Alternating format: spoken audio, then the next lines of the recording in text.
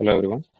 So this is a demonstration of a web application by the name Contact List, which is built by me using React and Redux Toolkit. So it mainly has a few functionalities, that is addition of contacts, update of it, and deletion. I'll first show you the code. It majorly has two components: the contacts part, the contacts component, and the nav bar, which you can see here in the app component, nav bar and contact list. It uses a Redux toolkit, so here we have it stored, and the data that we see in the on the application is being fetched through this API.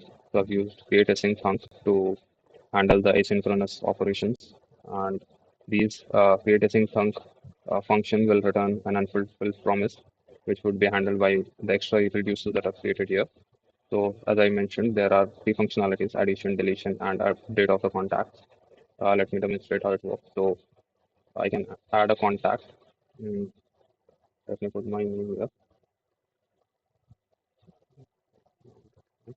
So if I add the contact, it is visible here. And now I can choose to edit it.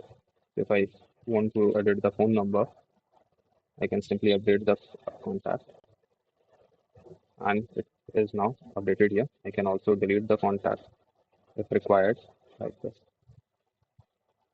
So it is deleted. So that was it. Thank you very much.